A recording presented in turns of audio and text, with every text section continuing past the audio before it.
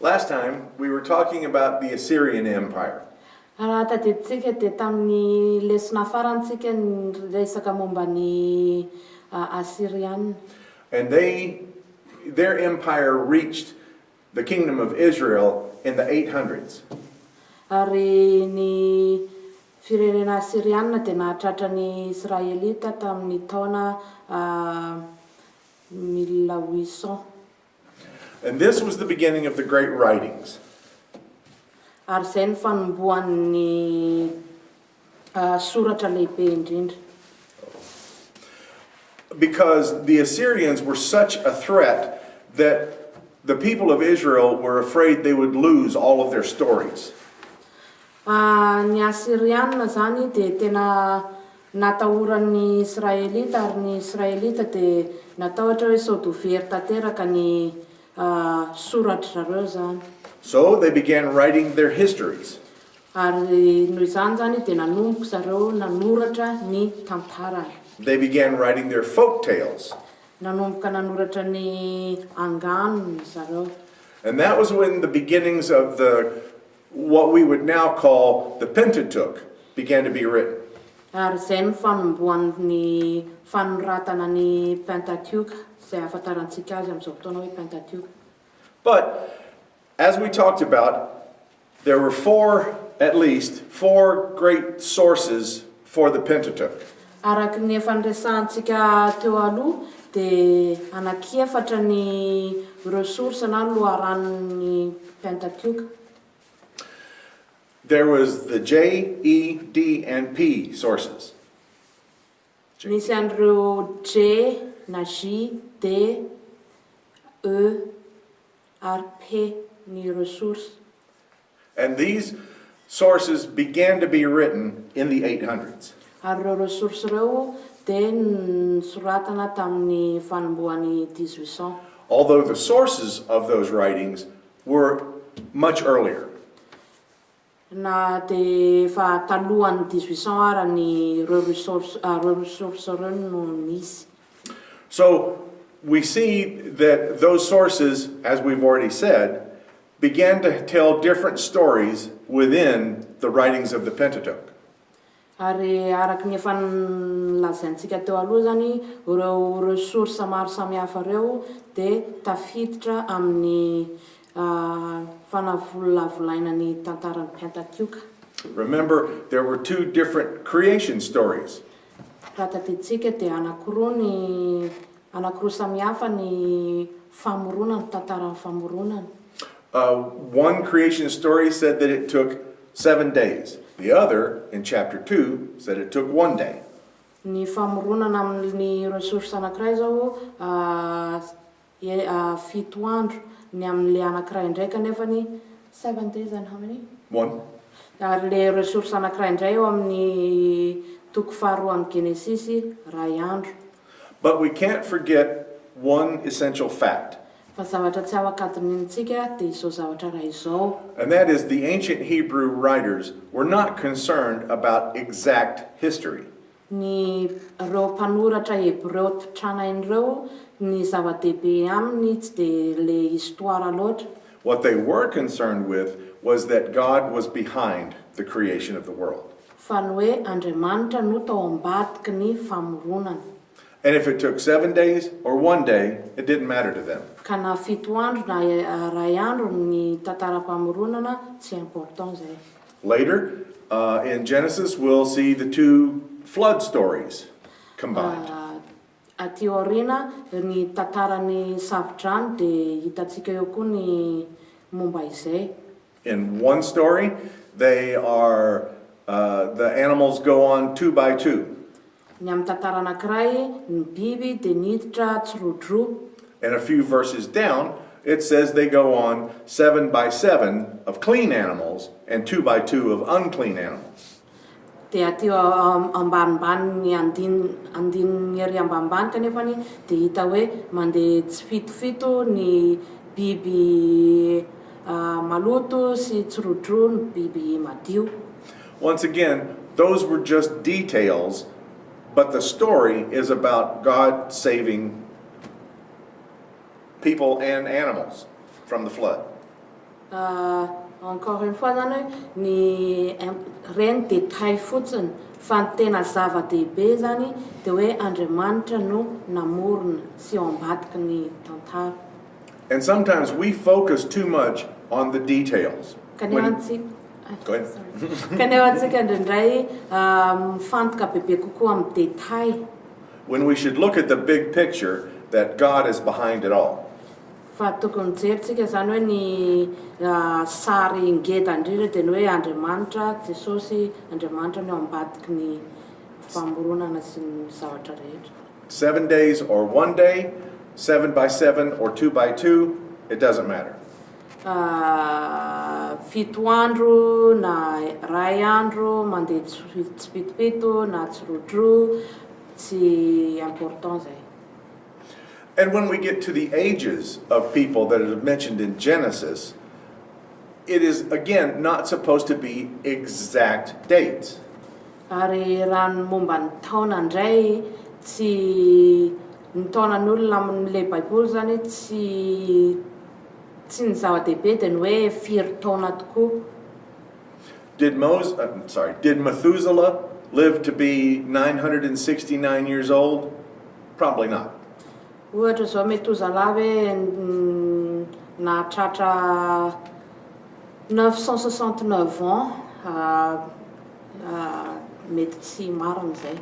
But the importance is that he lived a very long time and was a man of great influence.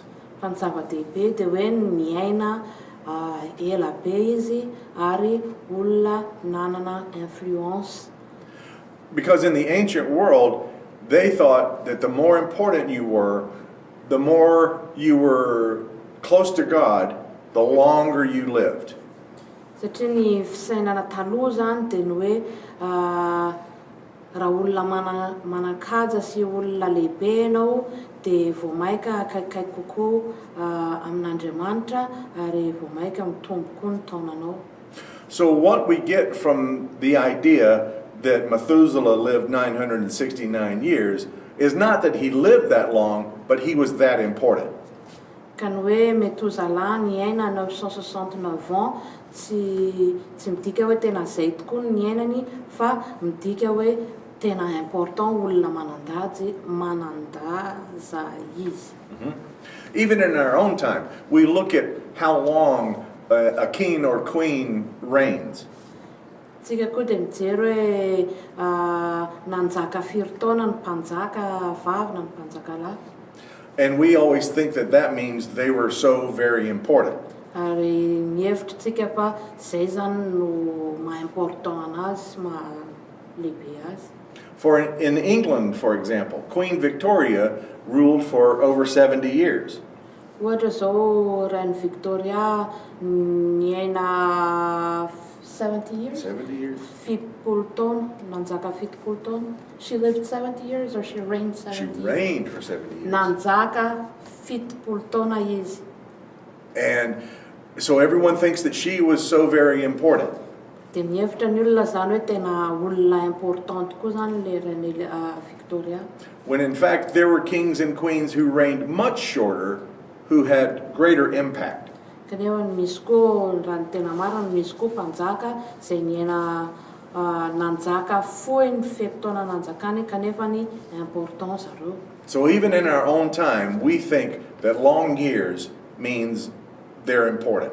Ary tsika mihevitra ankehitriny aza fa hoe satria nanjaka zao taona dia hoe important. The ancient Hebrews felt the very same way. Ohatr'izay koa ny fahatsapan'ny Hebreo taloha. But when it comes to the reigns of the kings, for example, Raha mikasika ny fanjakan'ny mpanjaka zao ohatra, especially Saul and David and Solomon, ohatra ny indrindra fa Saoly, Davida ary Solomon, the important number is 40 years. ny isa important dia ny hoe 40 ans. The reigns of David and Solomon were supposed to be 40 years long.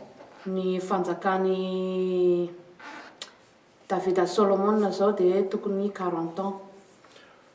And 40 is always an important number for the Hebrews. Ary zay chiffre 40 zay dia important foana amin'ny Hébreu. The flood lasted for 40 days and 40 nights. Safodrano zao naharitra tenenjareo hoe 40 andro, 40 days and 40 nights. 40 andro sy 40 alina. The wandering in the wilderness took 40 years.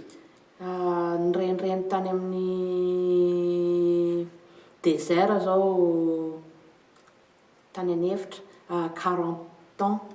So for the ancient Hebrews, the number 40 represented a time of transition. Ka ho an'ny zareo Hébreu zany ny chiffre 40 dia juste chiffre de transition. That things are not going to be as they were before. Fa ny hoe ny zavatra zany tsy ohatran'ny tsy ho tahakany teo aloha. And certainly the flood was like that. Ary zany indrindra ny safodrano ohatra. And so was the wandering in the wilderness. Na ny fetim-taona tany anefitra. And so were the reigns of the great kings. Sy ny fanjakan'ny ireo mpanjaka lehibe tsisy naharitra ireo zany fa transition daholo. With David, we had the building of the tabernacle of David. Tamin'ny Davida zao nisy ny famoronana ny tabernakely. And so the people of Israel had a local place to go and worship. Ka ny Israelita dia nanana toerana fixe zany ho fanompoana. And Solomon built the temple. Dia Solomon nanamboatra ny tempoly, nanorina ny tempoly.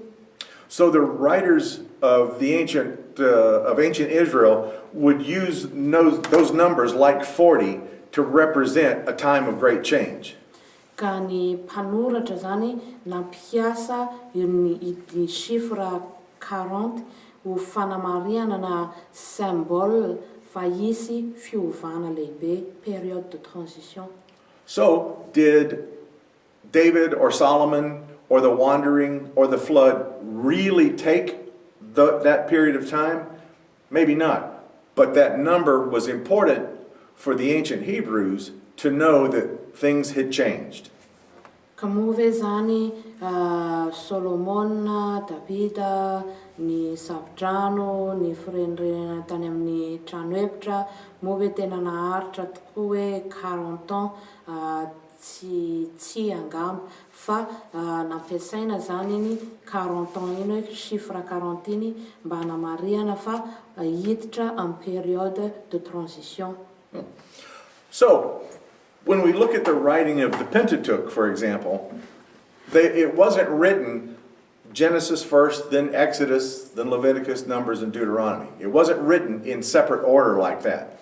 Raha jerentsika ny tamin'ny fanoratana ny Pentateuch tsy hoe akory mandeha en ordre ohatr'izay zany le izy hoe ny Genesis no soratana voalohany dia avy eo ny Exodus, dia Leviticus, dia Deutéronomie, tsy ohatr'izay akory hoe tsy ohatr'izay ny filaharany zany.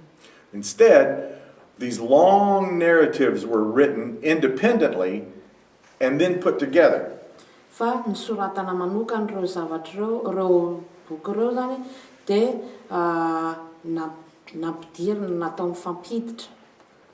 And once they were put together, Ary rehefa natambatra ireo, then they were broken up into 5 different books. dia zay vao nizaraina ho boky 5 samihafa. Remember, it was the Yahwist who wrote his complete narrative first. Ny Yahwista zany no nanoratra ny tantarany voalohany. Then the Elohist wrote his complete narrative second. Dia avy eo ny Elohista no nanoratra ny tantarany ray manontolo faharoa. The Deuteronomist would come a good bit later. Dia ny Deutéronomista taty aoriana kokoa. And the Deuteronomist would add the histories. Ary ny Deutéronomista no nanampy ny tantara. Especially the book of Deuteronomy. Indrindra fa ny bokon'ny Deutéronomie. The priestly writer is the one who would write about the religious items. Ny priestly writer na ny mpisorona, mpanoratra mpisorona dia zareo no nanao any resaka nanoratra ny resaka côté religieux, especially the book of Leviticus, indrindrindrindra fa ny bokin'ny Leviticus, because that contained all of the ceremonies and rituals. satria ao anatin'izay ny soratra momba ny cérémonie sy ny ceremony and Oh, and rituals. and cérémonie sy ny fombafomba. And then the last one was the redactor. Dia ny mpanoratra farany moa zany dia ny rédacteur na ny tena nandahatra sy nandrindra ny. And this is the one who wove all of those stories together. Io rédacteur io zany no nandrindra sy nanatambatra an'ireo tantara rehetr'ireo, And probably broke up the books into the 5 scrolls. ary izy koa angamba no nanasaraka ny ireo boky ireo boky 5. And remember, that's what the word Pentateuch means, is 5 scrolls. Ary zay no tadiana hoe ny Pentateuch dia midika hoe scroll na orona taratasy oronam-boky 5. So there was a scroll for Genesis, and a scroll for Exodus, and for all of them. Ka misy zany ny orona taratasy ho an'ny Genesisy, orona taratasy ho an'ny Exodosy sy saro anaky 5. And like we talked about, that Genesis is the book of beginnings. Ary efa niresantsika teo aloha fa ny Genesisy dia boky ny fiandohana. Zany angamba le teny fiandohana. It is the story of creation, Tantara famoronana, but also it's the story of how did the ancient Hebrews become a nation. ary koa no hoe ahoana nahatonga ny firenena Israely ho firenena. And it wasn't that they became a political nation, rather they were joined to each other through their common belief. Ary tsy hoe akory firenena politika izy ireo fa kosa ny finoany no nanambatra azy. Exodus, then, is the story about them coming out of the land of Egypt. Ny tantara Exodus indray zany dia ny zareo nivoaka tao an-tanànan'ny Egypte. Because at the end of Genesis, the people have gone into Egypt because there's been a famine in the land, but there's still food in Egypt. Fiafaran'ny Genesis zao zareo nisy famine dia izay no nampiala an'zareo niditra tany Egypte. But the interesting thing is that the story in the last part of Genesis is that Joseph, who was one of the sons of Jacob, was had been sold into slavery and taken to Egypt. Tantaran'i Josefa zanak Jacoba izay lasa nivarotana en tant que esclave nakany Egypte. And when he gets to Egypt, he is given an important job in a man's house. Rehefa tonga tany Egypte, Josefa dia nahazo toerana lehibe tany Egypte. Then he's accused of wrong and thrown into prison. Dia avy eo izy kanefa nitorotorona hoe nanao zavatra ratsy dia lasa niafara tany nendrika endrehana nanao zavatra ratsy dia lasa niafara tany am-ponja. And he should never have been in Egypt. I mean in prison. He should have never been in prison. Kanefa nisy tsy tokony ho any prison mihitsy, tsy tokony tany velively. And here we have one of the first important themes of the whole Bible. Ary eto tsika dia mahita ny thème important ao amin'ny Baiboly. And that theme is sometimes we're put into places that we don't belong. Dia izany thème zany dia ny hoe indraindray tsika dia voapetraka amin'ny toerana izay tsy tokony hisy antsika. Sometimes we're accused of things that we never did. Indraindray tsika dia voaendrikendrika amin'ny zavatra izay tsy nataontsika. And we don't understand why we're in the place we're in. Ary tsy azontsika hoe fa maninona isika no ao amin'izany toerana izany. Joseph did not understand why he was in prison. He had done nothing wrong. Josefa dia tsy nahazo hoe fa maninona izy no any am-ponja. But while he's in prison, he meets a very important man. Kanefa izy tao am-ponja dia nahita niona tamin'ny olona izay lehibe, important. And he talks with this man about things that concern this man. Ary niresaka tamin'ity olona ity izy ny zavatra momba io olona io. And when this man is released from prison, we find out that he is the personal servant of the Pharaoh. Ary rehefa tsy voafonja intsony io olona io dia hita fa io olona io kay olona important teo amin'ny mpanjaka. And when the Pharaoh of Egypt needs counsel, his servant remembers Joseph in prison. My mind went blank. What? When the Pharaoh needs counsel, then this servant remembers Joseph in prison. Somary vida ny lohako teo. I Farao zany efa nitady torohevitra izy dia le mpanompon'ity Farao ty nahatsiaro any Josefa. So Joseph is then taken to the Pharaoh, and the Pharaoh makes him the prime minister. Ka Josefa zany zao nientina tany amin'ny Farao ary avy eo Josefa lasa natao ho prime ministre ho amin'ny firenena Egyptiana.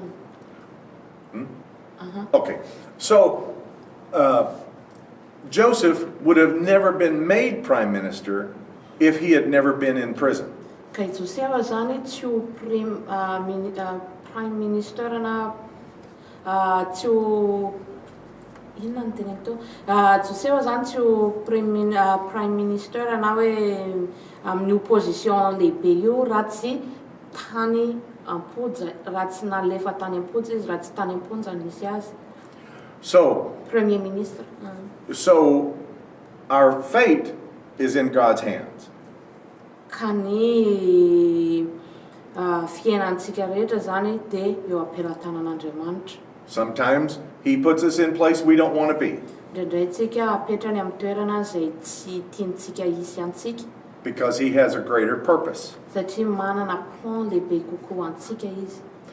And for Joseph, he's in this great position so that when there is a famine in Israel, they can come to Egypt and be welcomed. Ka Josefa zany mipetraka tamin'ny toerana io satria rehefa tonga ny famine na ny hoe tsy fahampian-tsakafo moa zany tsy nisiany sakafo dia ny mponina Israelita afaka tonga nanantona anazy. The Pentateuch wants you to understand that the people of Israel were saved because Joseph had been in prison.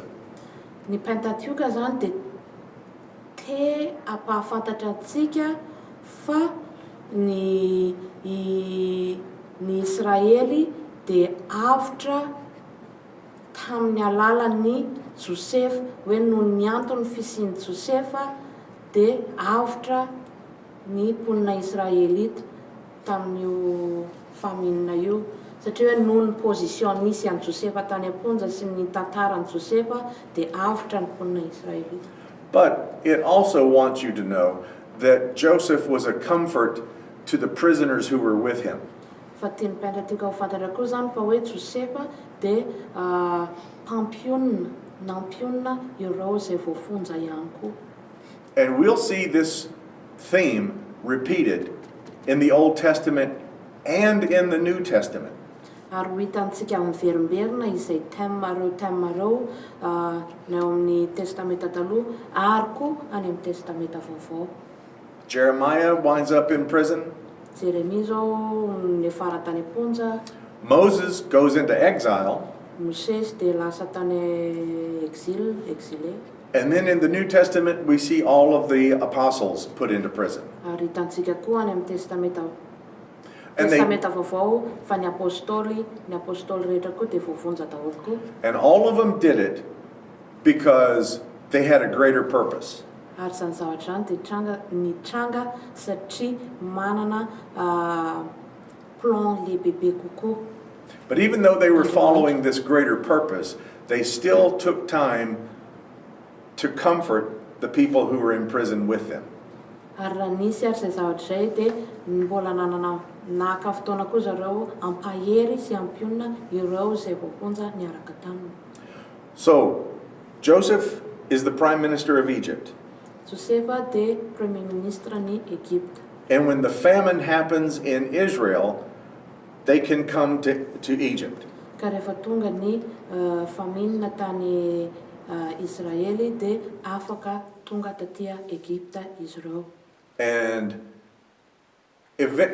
so here's why all of this is important, or here's the history behind it. So mitantara ao ambadika izany rehetra zany. That before Joseph got to Egypt, Egypt had been invaded by a foreign power known as the Hyksos. Talohan'ny nahatongava ny Josefa tany Egypta dia nisy is that a person? That's a group of people. Dia nisy an'ireto andian'olona andiana firenena na foko izay tena importanta ao Egypta antsoina hoe Hyksos. Can they see that?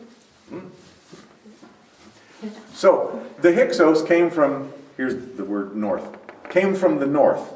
Ka reto Hyksos reto zany dia avany avaratra. They may have come from as far away as Russia. Mety avany hatrany Russie mihitsy ny ara izy ireo. But they traveled on horseback. Fa nandeha amin'ny alalan'ny soavaly nandehanana. So their armies were horse armies, cavalry. Ka ny miaramilana zany dia avy amin'ny soavaly. That means they traveled very fast and very far. Midika zany fa nandeha mafy zareo, nandeha aingana ary nandeha lavitra koa, lasa lavitra mihitsy. And eventually they reached Egypt and conquered Egypt. Ary éventuellement zany tonga hatrany Egypta izy ireo ary nandresy ny firenena Egyptiana. So this group who ruled Egypt for a couple of hundred years were the Hyksos. They were foreigners. Ka reto andian'olona Hyksos reto zany nanjaka tao Egypta plus de 100 ans. This is important because Joseph was a foreigner. Ary important zay satria reto andian'olona reto zany foreigner tsy tompon-tany fa étranger. Dia important zay zavatra zay satria i Josefa koa dia tsy tompon-tany akory fa étranger. Before the Hyksos, you had to be an Egyptian to be in power. Talohan'ny reto firenena Hyksos reto tsy maintsy hoe Egyptiana ianao zay vao en pouvoir ao Egypta. But now that there are foreign rulers in Egypt, they accept other foreigners. Fa kanefa n'izany zao efa étranger koa ny tsy tompon-tany nanjaka satria ny Hyksos ireo no efa nanjaka dia zao zany dia efa afaka manaiky koa zareo hoe olona tsy tompon-tany no eo am-panjakana. That's good news for Joseph. Vaovao mahafaly ho an'i Josefa izany. And that's very good news for the people of Israel. Ary vaovao mahafaly koa ho an'ny mponina Israelita izany. So when the Israelites get to Egypt, they're welcomed. Ka noho ny tonga tao Egypta ny Israely dia niraisina soamantsara izy ireo. They could farm, they could conduct business. Afaka nanao farm zareo, afaka niompy zareo, afaka nanao asa tao, business tao zareo. But then, in the end, the scripture says, there arose a Pharaoh who did not know Joseph. Fa taty afara zany voasoratra hoe teo an-toerana nisy farao izay tsy nahalala mihitsy ny momba ny Josefa. That may be referring to a very specific Pharaoh whose name was Seti the First. Ny anaran'io farao io de Seti premier, Seti voalohany. The first, yeah. And he was Egyptian. Izy io de Egyptianina. And the Egyptians took over their kingdom again. Ary ny Egyptianina de naka ny fanjakany indray. So they didn't want any more foreigners. Tsy mila mpivahiny intsony zany zareo. And even though Joseph had been dead for 200 years, Ary na de fa maty plus de 200 ans ary the people, Josefa, the Hebrews were no longer welcomed. tsy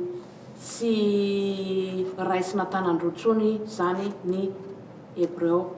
And this is when the Egyptians were put into slavery in Egypt. Ary zay the Egyptians were put into No, slavery. the Hebrews were put into slavery Ary by the zay Egyptians. nahatonga ny Hebreo lasa esclave na esclave tao amin'ny Egypte, andevo. The Hebrews went into Egypt as guests, and then they became slaves.